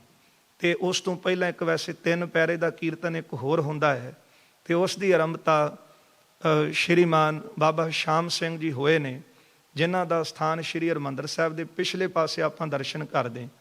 ਦਾਸ ਨੇ ਜਿੱਥੋਂ ਤੱਕ ਦੇਖਿਆ ਹੈ ਕਿ ਸ਼੍ਰੀ ਹਰਿਮੰਦਰ ਸਾਹਿਬ ਦੇ ਅੰਦਰ ਕਿਸੇ ਦਾ ਵੀ ਨਾਮ ਲੈ ਕੇ ਅਰਦਾਸ ਨਹੀਂ ਹੁੰਦੀ, ਪਰ ਇੱਕ ਅਰਦਾਸ ਅੰਮ੍ਰਿਤ ਵੇਲੇ ਦੀ ਦੇਗ ਬਾਬਾ ਸ਼ਾਮ ਸਿੰਘ ਜੀ ਦੇ ਅਸਥਾਨ ਤੋਂ ਆਉਂਦੀ ਹੈ ਤੇ ਉਹ ਪਹਿਲੀ ਦੇਗ ਦੀ ਅਰਦਾਸ ਅਰਦਾਸੀਆ ਸਿੰਘ ਕਰਦਾ। ਜਦੋਂ ਇਸ਼ਨਾਨ ਸੇਵਾ ਵਾਲੇ ਪ੍ਰੇਮੀ ਸੇਵਾ ਸਾਰੀ ਕਰ ਲੈਂਦੇ ਤੇ ਬਾਬਾ ਸ਼ਾਮ ਸਿੰਘ ਜੀ ਦੇ ਅਸਥਾਨ ਤੋਂ ਇਕੜਾ ਪ੍ਰਸ਼ਾਦ ਦੀ ਦੇਗ ਆਈ ਹੈ। ਉਹ ਬਾਬਾ ਸ਼ਾਮ ਸਿੰਘ ਜੀ ਨੇ, ਜਿਨ੍ਹਾਂ ਨੇ 70 ਸਾਲ ਤੋਂ ਵੱਧ ਸ਼੍ਰੀ ਹਰਿਮੰਦਰ ਸਾਹਿਬ ਨਿਸ਼ਕਾਮ ਕੀਰਤਨ ਕੀਤਾ। ਕੀਰਤਨ ਕਰਨ ਤੋਂ ਬਾਅਦ ਆਪ ਜੀ ਨੇ ਸ਼ਬੀਲ ਤੇ ਬੈਠਣਾ, ਸੇਵਾ ਕਰਨੀ ਤੇ ਜਿਹਨੂੰ ਵੀ ਜਲ ਛਕਾਉਣਾ ਤੇ ਕਹਿਣਾ, ਪਹਿਲਾਂ ਕਹਿ ਵਾਹਿਗੁਰੂ। ਧੰਨ ਗੁਰੂ ਰਾਮਦਾਸ। ਚਲੋ ਉੱਥੇ ਇੱਕ ਪ੍ਰੇਮੀ ਵੀ ਆਉਂਦਾ ਜਿਹੜਾ ਕਹਿੰਦਾ ਕਿ ਮੈਂ ਵਾਹਿਗੁਰੂ ਨਹੀਂ ਕਹਿਣਾ, ਮੈਨੂੰ ਦਿੱਤਾ ਕੀ ਵਾਹਿਗੁਰੂ ਨੇ। ਤੇ ਬਾਬਾ ਸ਼ਾਮ ਸਿੰਘ ਜੀ ਬਾਹੋਂ ਫੜ ਕੇ ਅਸਥਾਨ ਤੇ ਲਿਜਾਂਦੇ ਨੇ, ਕਹਿੰਦੇ 50,000 ਰੁਪਈਆ ਦੇਵਾਂਗਾ, ਪਰ ਇੱਕ ਬਚਨ ਸਾਡਾ ਮੰਨ। ਉਹ ਹੁਣ 50,000 ਉਦੋਂ ਬਹੁਤ ਸੀ। ਕਹਿਣ ਲੱਗਾ ਦੱਸੋ। ਬਾਬਾ ਜੀ ਕਹਿੰਦੇ ਇੱਕ ਅੱਖ ਕੱਢ ਕੇ ਦੇਣੀ ਪੈਣੀ ਹੈ। ਉਹ ਕਹਿਣ ਲੱਗਾ 50,000 ਕੀ 50 ਲੱਖ ਦਿਓ, ਮੈਂ ਤਾਂ ਵੀ ਨਹੀਂ ਅੰਗ ਦੇ ਸਕਦਾ। ਤੇ ਬਾਬਾ ਜੀ ਕਹਿੰਦੇ ਹਲੇ ਤਾਂ ਤੂੰ ਕਹਿ ਰਿਹਾ ਸੀ ਰੱਬ ਨੇ ਦਿੱਤਾ ਕੀ, ਮੈਂ ਕਿਉਂ ਕਹਾਂ ਵਾਹਿਗੁਰੂ। ਹੁਣ ਪਤਾ ਲੱਗਾ ਕਿ ਜਿਹੜੇ ਸਰੀਰ ਦੇ ਅੰਗ ਨੇ ਉਹ 50,000 ਕੀ 50 ਲੱਖ ਤੋਂ ਵੀ ਕੀਮਤੀ ਹਨ। ਚਲੋ ਬਾਬਾ ਸ਼ਾਮ ਸਿੰਘ ਜੀ ਨੇ ਉਹ ਕੀਰਤਨ 3 ਪੈਰੇ ਦਾ ਕੀਰਤਨ ਆਰੰਭ ਕਰਵਾਇਆ ਸੀ। ਆਸਾ ਦੀ ਵਾਰ ਦਾ ਕੀਰਤਨ ਆਰੰਭ ਹੁੰਦਾ ਹੈ ਪਹਿਲਾਂ, ਹਰ ਮੰਦਰ ਮੈਂ ਜਾਏ ਪਹੁੰਚੇ, ਰਾਗੀ ਕਰਤ ਰਾਗ ਸੁਰ ਉੱਚੇ। ਮੰਜੀ ਸਹਿਤ ਗ੍ਰੰਥ ਤੈ ਥਾਪ, ਨਿਕਟ ਬੈਠ ਕੇ ਗੁਰੂ ਤਬ ਆਪ। ਵਾਰ ਭੋਗ ਕੋ ਸੁਣ ਮਨ ਲਾਈ, ਸ਼੍ਰੀ ਅਰਜਨ ਪੁਨ ਗਿਰਾ ਅਲਾਈ। ਆਸਾ ਦੀ ਵਾਰ ਦਾ ਭੋਗ ਪਿਆ। ਗੁਰੂ ਅਰਜਨ ਦੇਵ ਸਾਹਿਬ ਜੀ ਨੇ ਬਾਬਾ ਬੁੱਢਾ ਸਾਹਿਬ ਜੀ ਨੂੰ ਇਹ ਬਚਨ ਕਿਹਾ, ਬੁੱਢਾ ਸਾਹਿਬ ਖੋਲੋ ਗ੍ਰੰਥ, ਲੇਹੋ ਆਵਾਜ਼, ਸੁਨੈ ਸਭ ਪੰਥ। ਮਾਨ ਬਾਕ ਗ੍ਰੰਥ ਸੋ ਖੋਲਾ, ਲੈ ਆਵਾਜ਼ ਬੁੱਢਾ ਮੁਖ ਬੋਲਾ। ਸੋਹੀ ਮਹੱਲਾ ਪੰਜਵਾਂ। ਸੰਤਾਂ ਕੇ ਕਾਰਜ ਆਪ ਖਲੋਇਆ, ਹਰ ਕੰਮ ਕਰਾਵਣ ਆਇਆ ਰਾਮ। ਧਰਤ ਸੁਹਾਵੀ ਤਾਲ ਸੁਹਾਵਾ, ਵਿੱਚ ਅੰਮ੍ਰਿਤ ਜਲ ਛਾਇਆ ਰਾਮ। ਇਹ ਪਹਿਲਾ ਮੁੱਖ ਵਾਕ ਸ਼੍ਰੀ ਹਰਿਮੰਦਰ ਸਾਹਿਬ ਦੇ ਅੰਦਰ ਬਾਬਾ ਬੁੱਢਾ ਸਾਹਿਬ ਜੀ ਨੇ ਉੱਚੀ ਆਵਾਜ਼ ਵਿੱਚ, ਬਹੁਤ ਰਸੀਲੀ ਆਵਾਜ਼ ਵਿੱਚ ਸਾਰੀਆਂ ਸੰਗਤਾਂ ਨੂੰ ਸਰਵਣ ਕਰਵਾਇਆ। ਫਿਰ ਗੁਰੂ ਅਰਜਨ ਦੇਵ ਸਾਹਿਬ ਜੀ ਨੇ ਬਾਬਾ ਜੀ ਨੂੰ ਕਿਹਾ, ਮਹਾਰਾਜ ਕਹਿਣ ਲੱਗੇ ਸਾਰਾ ਜਪਜੀ ਸਾਹਿਬ ਦਾ ਪਾਠ ਆਈ ਸੰਗਤ ਨੂੰ ਪੜ੍ਹ ਕੇ ਸੁਣਾਓ। ਤੇ ਸ਼੍ਰੀ ਹਰਿਮੰਦਰ ਸਾਹਿਬ ਦੇ ਅੰਦਰ ਫਿਰ ਬਾਬਾ ਬੁੱਢਾ ਸਾਹਿਬ ਜੀ ਨੇ ਜਦੋਂ ਪ੍ਰਕਾਸ਼ ਕੀਤਾ, ਮੁੱਖ ਵਾਕ ਲਿਆ ਤੇ ਮੁੱਖ ਵਾਕ ਤੋਂ ਬਾਅਦ ਇੱਕ ਓੰਕਾਰ ਤੋਂ ਬਾਣੀ ਆਰੰਭ ਕੀਤੀ ਹੈ। ਸ਼ਲੋਕ ਤੱਕ ਮਹਾਰਾਜ ਜੀ ਦਾ ਬਚਨ ਮੰਨ ਕੇ ਜਪਜੀ ਸਾਹਿਬ ਦਾ ਪਾਠ ਸੰਗਤ ਨੂੰ ਸੁਣਾਇਆ। ਫਿਰ ਕੀਰਤਨ ਦੇ ਪ੍ਰਵਾਹ ਚੱਲੇ। ਗੁਰੂ ਅਰਜਨ ਦੇਵ ਸਾਹਿਬ ਮਹਾਰਾਜ ਸ਼੍ਰੀ ਹਰਿਮੰਦਰ ਸਾਹਿਬ ਦੇ ਸਾਹਮਣੇ ਆ ਕੇ ਖਲੋ ਗਏ। ਸਤਿਗੁਰਾਂ ਦਾ ਹਿਰਦਾ ਵਿਰਾਗ ਦੇ ਨਾਲ ਭਰਿਆ ਹੈ, ਕਿਉਂਕਿ ਜਦੋਂ ਕੋਈ ਵੱਡਾ ਕਾਰਜ ਬੰਦਾ ਸੰਪੂਰਨ ਕਰ ਲਵੇ ਨਾ ਤੇ ਉਹਨੂੰ ਬਹੁਤ ਖੁਸ਼ੀ ਹੁੰਦੀ ਹੈ। ਗੁਰੂ ਅਰਜਨ ਦੇਵ ਸਾਹਿਬ ਸੱਚੇ ਪਾਤਸ਼ਾਹ ਹਰਿਮੰਦਰ ਸਾਹਿਬ ਦੇ ਸਾਹਮਣੇ ਖਲੋ ਗਏ। ਭਾਈ ਸੰਤੋਖ ਸਿੰਘ ਲਿਖਦੇ ਨੇ, ਸਤਿਗੁਰੂ ਜੀ ਕਹਿਣ ਲੱਗੇ ਸਿੱਖਾਂ ਨੂੰ, ਮਹਾਰਾਜ ਕਹਿੰਦੇ ਨੇ ਕੋਈ ਕਹਿੰਦਾ ਹੈ ਭਗਵਾਨ ਕਿਸੇ ਪੁਰੀ ਵਿੱਚ ਬੈਠਾ ਹੈ, ਕੋਈ ਕਹਿੰਦਾ ਭਗਵਾਨ ਕਿਸੇ ਪੁਰੀ ਵਿੱਚ ਬਿਰਾਜਦਾ ਹੈ।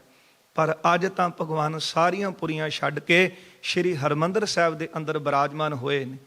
ਕਿਉਂਕਿ ਗੁਰੂ ਗ੍ਰੰਥ ਸਾਹਿਬ ਮਹਾਰਾਜ ਸੱਚੇ ਪਾਤਸ਼ਾਹ ਦਾ ਸਰੂਪ ਸਾਡੇ ਲਈ ਵਾਹੋ ਵਾਹੋ ਬਾਣੀ ਨਿਰੰਕਾਰ ਹੈ। ਹੋਰ ਕਿਤੋਂ ਨਿਰੰਕਾਰ ਦੀ ਜੇ ਭਾਲ ਕਰਨ ਕੋਈ ਤੁਰੇ ਤੇ ਉਹਦੀ ਬੇਸਮਝੀ ਹੋ ਸਕਦੀ ਹੈ, ਕਿਉਂਕਿ ਸਾਨੂੰ ਤਾਂ ਗੁਰੂ ਅਮਰਦਾਸ ਸਾਹਿਬ ਲਿਖ ਕੇ ਦੇ ਗਏ ਨੇ, ਵਾਹੋ ਵਾਹੋ ਬਾਣੀ ਨਿਰੰਕਾਰ ਹੈ ਤਿਸ ਜੀਵੜ ਅਵਰ ਨਾ ਕੋਏ। ਸਾਡੇ ਲਈ ਤਾਂ ਨਿਰੰਕਾਰ ਦਾ ਸਰੂਪ ਗੁਰੂ ਗ੍ਰੰਥ ਸਾਹਿਬ ਜੀ ਦੀ ਧੁਰ ਕੀ ਬਾਣੀ ਹੈ। ਸ਼ਾਮਾਂ ਦਾ ਸਮਾਂ ਹੋਇਆ, ਬਾਬਾ ਬੁੱਢਾ ਸਾਹਿਬ ਜੀ ਨੇ ਫਿਰ ਪੁੱਛਿਆ, ਮਹਾਰਾਜ ਸੁਖ ਆਸਨ। ਸਤਿਗੁਰੂ ਜੀ ਕਹਿਣ ਲੱਗੇ, ਸਾਡੇ ਆਰਾਮ ਕਰਨ ਵਾਲੇ ਅਸਥਾਨ ਤੇ, ਜਿੱਥੇ ਆਪਾਂ ਕੋਠਾ ਸਾਹਿਬ ਦਰਸ਼ਨ ਕਰਦੇ, ਜਿੱਥੋਂ ਪਾਲਕੀ ਚੱਲਦੀ। ਬਾਬਾ ਜੀ ਕਹਿਣ ਲੱਗੇ, ਮਹਾਰਾਜ ਤੁਹਾਡਾ ਆਸਣ। ਸਤਿਗੁਰੂ ਜੀ ਕਹਿੰਦੇ, ਉਸ ਆਸਣ ਦੇ ਭੁੰਜੇ ਲਾ ਦਿਓ। ਕਿਉਂਕਿ ਗੁਰੂ ਅਰਜਨ ਦੇਵ ਸਾਹਿਬ ਜੀ ਨੇ ਉਸ ਦਿਨ ਤੋਂ ਬਾਅਦ ਆਪਣਾ ਆਸਣ ਪਲੰਘੇ ਤੇ ਲਾਉਣਾ ਉੱਥੇ ਨਹੀਂ ਸੀ ਲਾਇਆ। ਫਿਰ ਰਾਤ ਦਾ ਸਮਾਂ ਹੋਇਆ, ਕੀਰਤਨ ਸੋਹਲੇ ਦਾ ਪਾਠ ਕੀਤਾ, ਸੁਖਾਸਨ ਕਰਕੇ ਗੁਰੂ ਗ੍ਰੰਥ ਸਾਹਿਬ ਜੀ ਦਾ ਪਾਵਨ ਸਰੂਪ ਬਾਬਾ ਬੁੱਢਾ ਸਾਹਿਬ ਜੀ ਨੇ ਆਪਣੇ ਸੀਸ ਤੇ ਲਿਆ ਤੇ ਗੁਰੂ ਅਰਜਨ ਦੇਵ ਸਾਹਿਬ ਜੀ ਚੌਰ ਕਰਦੇ। ਤੇ ਜਿਸ ਤਰ੍ਹਾਂ ਅੱਜ ਆਪਾਂ ਪਾਲਕੀ ਸਾਹਿਬ ਦੇ ਦਰਸ਼ਨ ਕਰਦੇ ਹਾਂ ਸੁਖਾਸਨ ਵੇਲੇ, ਕੋਠਾ ਸਾਹਿਬ ਉਹ ਪਾਵਨ ਸਰੂਪ ਪਲੰਘੇ ਤੇ ਬਿਰਾਜਮਾਨ ਕੀਤਾ ਤੇ ਗੁਰੂ ਅਰਜਨ ਦੇਵ ਸਾਹਿਬ ਮਹਾਰਾਜ ਸੱਚੇ ਪਾਤਸ਼ਾਹ ਜੀ ਦਾ ਆਸਣ ਆਪਾਂ ਦੇਖਦੇ ਹਾਂ ਕੋਠਾ ਸਾਹਿਬ, ਜਿੱਥੇ ਅਕਾਲ ਤਖਤ ਸਾਹਿਬ ਦੇ ਅੰਦਰ ਉਹ ਸਥਾਨ ਜਿੱਥੋਂ ਪਾਲਕੀ ਸਾਹਿਬ ਚੱਲਦੀ, ਜਿੱਥੇ ਬਾਬਾ ਦੀਪ ਸਿੰਘ ਸਾਹਿਬ ਜੀ ਦਾ ਹੱਥ ਲਿਖਤ ਸਰੂਪ ਅੱਜ ਬਿਰਾਜਮਾਨ, ਉਸ ਪਲੰਘੇ ਦੇ ਹੇਠਾਂ ਚਿੱਟੀ ਚਾਦਰ ਵਿਛੀ ਹੈ। ਉਹ ਅੱਜ ਵੀ ਇਹ ਗੱਲ ਦਰਸਾ ਰਹੀ ਹੈ ਕਿ ਗੁਰੂ ਅਰਜਨ ਦੇਵ ਸਾਹਿਬ ਸੱਚੇ ਪਾਤਸ਼ਾਹ ਜੀ ਨੇ ਆਸਣ ਆਪਣਾ ਇੱਥੇ ਲਾਇਆ ਸੀ। ਧੰਨ ਗੁਰੂ ਅਰਜਨ ਦੇਵ ਸਾਹਿਬ ਜੀ ਨੇ ਵੱਡੀਆਂ ਬਖਸ਼ਿਸ਼ਾਂ ਕੀਤੀਆਂ। ਧੰਨ ਗੁਰੂ ਗ੍ਰੰਥ ਸਾਹਿਬ ਜੀ ਦੇ ਪਹਿਲੇ ਪ੍ਰਕਾਸ਼ ਪੁਰਬ ਦੀਆਂ ਆਪ ਸੰਗਤਾਂ ਨੂੰ ਬਹੁਤ ਬਹੁਤ ਵਧਾਈਆਂ। ਦੂਜੀ ਬੇਨਤੀ, ਆ ਕਈ ਵਾਰੀ ਸੁਣਨ ਨੂੰ ਮਿਲਦਾ ਹੈ ਜੀ ਸਿੱਖ ਦਾ ਆਗੂ ਨਹੀਂ। ਅੱਜ ਬੜੀ ਨਿਰਾਸ਼ਤਾ ਹੁੰਦੀ ਹੈ ਗੱਲ ਸੁਣ ਕੇ ਕਿ ਸਿੱਖ ਦਾ ਆਗੂ ਨਹੀਂ। ਭਾਈ ਗੁਰਦਾਸ ਜੀ ਤਾਂ ਕਹਿੰਦੇ ਨੇ, ਸਤਿਗੁਰ ਆਗੂ ਜਾਣੀ ਹੈ, ਕਿ ਗੁਰੂ ਗ੍ਰੰਥ ਸਾਹਿਬ ਮਹਾਰਾਜ ਜੀ ਦੀ ਪਾਵਨ ਬਾਣੀ ਧੁਰ ਕੀ ਬਾਣੀ, ਇਹ ਸਿੱਖ ਲਈ ਤਾਂ ਗੁਰੂ ਗ੍ਰੰਥ ਸਾਹਿਬ ਮਹਾਰਾਜ ਜੀ ਦੀ ਬਾਣੀ ਹੀ ਤਾਂ ਆਗੂ ਹੈ। ਇਹ ਕਹਿ ਸਕਦੇ ਹਾਂ ਕਿ ਅਸੀਂ ਹਲੇ ਇੱਕ ਥਾਂ ਤੇ ਇਕੱਤਰ ਨਹੀਂ ਹੋ ਰਹੇ।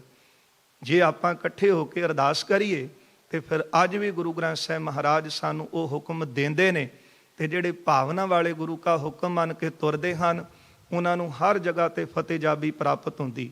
ਵੈਸੇ ਰਤਨ ਸਿੰਘ ਭੰਗੂ ਜੀ ਨੇ ਘਟਨਾ ਲਿਖੀ ਹੈ, ਕਹਿੰਦੇ ਜਦੋਂ ਕਸੂਰ ਦਾ ਹਾਕਮ ਉਸਮਾਨ ਖਾਂ ਉਹ ਨਾ ਵਿਆਹੀਆਂ ਔਰਤਾਂ ਚੱਕ ਕੇ ਲੈ ਜਾਂਦਾ ਸੀ, ਖਾਲਸੇ ਨੇ ਇਕੱਤਰਤਾ ਕੀਤੀ, ਸ਼੍ਰੀ ਅਕਾਲ ਤਖਤ ਸਾਹਿਬ ਸਰਬੱਤ ਖਾਲਸਾ ਉੱਤੇ ਇਕੱਠਾ ਹੁੰਦਾ ਸੀ ਤੇ ਉਸ ਵੇਲੇ ਪੰਥ ਦੀ ਅਗਵਾਈ ਕਰ ਰਹੇ ਸਨ ਸੁਲਤਾਨ ਉਲ ਕੌਮ ਜੱਸਾ ਸਿੰਘ ਜੀ ਆਹਲੂਵਾਲੀਆ।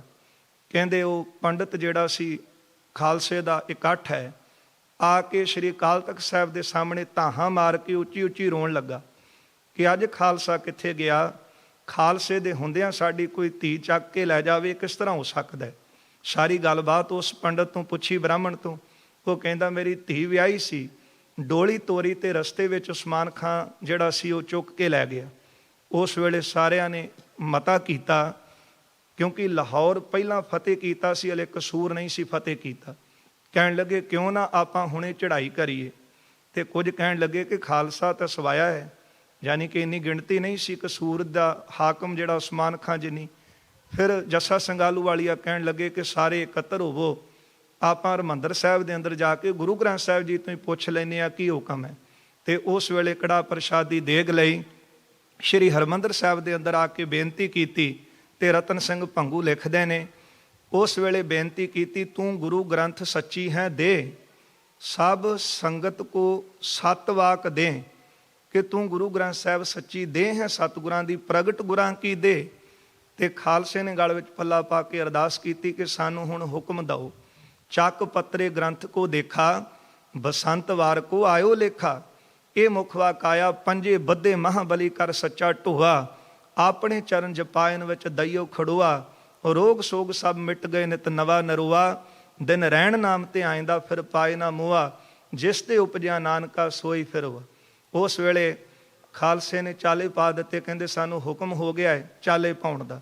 ਕਹਿੰਦੇ ਉਸ ਵੇਲੇ ਸੁਲਤਾਨ ਉਲ ਕੌਮ ਦਾ ਰਾਹ ਰੋਕ ਕੇ ਕਿਸੇ ਨੇ ਕਿਹਾ, ਕਹਿਣ ਲੱਗੇ ਇੰਨੀਆਂ ਕੁ ਫੌਜਾਂ ਲੈ ਕੇ ਤੁਰ ਪਿਆ ਏ, ਦੇਖ ਤਾਂ ਸਹੀ ਉਸ ਕੋਲ ਫੌਜਾਂ ਬਹੁਤ ਨੇ, ਕਸੂਰ ਦੇ ਹਾਕਮ ਕੋਲ।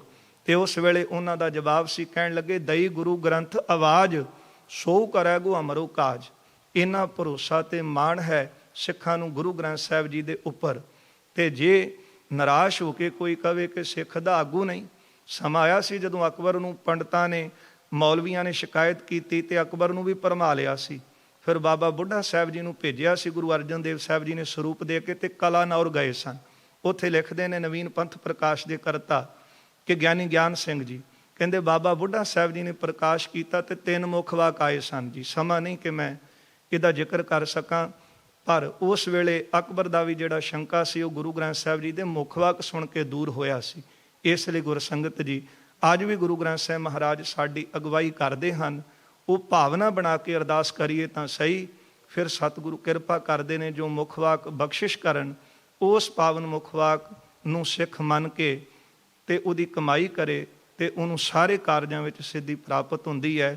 ਸੋ ਸਾਰੀ ਹੀ ਸੰਗਤ ਨੂੰ ਗੁਰੂ ਗ੍ਰੰਥ ਸਾਹਿਬ ਮਹਾਰਾਜ ਜੀ ਦੇ ਪ੍ਰਕਾਸ਼ ਗੁਰਪੁਰਬ ਦੀਆਂ ਬਹੁਤ ਬਹੁਤ ਵਧਾਈਆਂ ਹੋਵਣ। ਸਤਿਗੁਰੂ ਕਿਰਪਾ ਕਰਨ, ਸਾਰਿਆਂ ਦੀਆਂ ਮਨੋਕਾਮਨਾ ਜੋ ਹਨ ਉਹ ਸਤਿਗੁਰੂ ਪੂਰੀਆਂ ਕਰਨ। ਜੋ ਸਤਿਗੁਰੂ ਜੀ ਦੇ ਪਾਵਨ ਪ੍ਰਕਾਸ਼ ਗੁਰਪੁਰਬ ਤੇ ਸਾਨੂੰ ਉਪਦੇਸ਼ ਮਿਲਦਾ ਹੈ, ਉਹ ਉਪਦੇਸ਼ ਆਪਾਂ ਕਮਾ ਸਕੀਏ, ਲੋਕ ਸੁਖੀਏ, ਪਰ ਲੋਕ ਸੁਹੇਲੇ ਹੋ ਸਕਣ। ਤੇ ਨਾਲ ਹੀ ਅੱਜ ਪੰਥ ਦੇ ਮਹਾਨ ਵਿਦਵਾਨ ਸਿੰਘ ਸਾਹਿਬ ਗਿਆਨੀ ਅਮਰਜੀਤ ਸਿੰਘ ਜੀ ਦੀ ਬਰਸੀ ਜਿਹੜੀ ਹੈ ਉਹ ਵੀ ਆਪ ਸਾਰੇ ਬੜੀ ਸ਼ਰਧਾ ਤੇ ਭਾਵਨਾ ਦੇ ਸਹਿਤ ਮਨਾ ਰਹੇ ਹੋ। ਦਾਸ ਨੂੰ ਹੁਕਮ ਲਾਇਆ ਸੀ ਆਪ ਸੰਗਤ ਵੱਲੋਂ ਭਾਈ ਸਾਹਿਬ ਭਾਈ ਬਲਰਾਜ ਸਿੰਘ ਜੀ ਨੇ ਕਿ ਉਹਨਾਂ ਦਾ ਵੀ ਜ਼ਿਕਰ ਆਪਾਂ ਜ਼ਰੂਰ ਕਰਨਾ ਹੈ। ਤੇ ਉਹਨਾਂ ਦੀ ਵੀ ਕਮਾਈ ਸੀ ਜਿਨ੍ਹਾਂ ਨੇ ਪੰਥ ਦਾ ਪ੍ਰਚਾਰ ਪ੍ਰਸਾਰ ਕਰਦਿਆਂ ਆਪਣਾ 5 ਭੌਤਿਕ ਸਰੀਰ ਜਿਹੜਾ ਉਹ ਤਿਆਗਿਆ ਹੈ। ਸੋ ਉਹਨਾਂ ਦੀ ਕਮਾਈ ਨੂੰ ਵੀ ਨਮਸਕਾਰ ਹੈ। ਇੰਨੀਆਂ ਕੁ ਬੇਨਤੀਆਂ ਪ੍ਰਵਾਨ ਕਰਨੀਆਂ, ਭੁੱਲਾਂ ਚੁੱਕਾਂ ਦੀ ਖਿਮਾ ਕਰ ਦੇਣੀ, ਅੱਗੇ ਵਾਸਤੇ ਅਸੀਸ ਦੇਣੀ।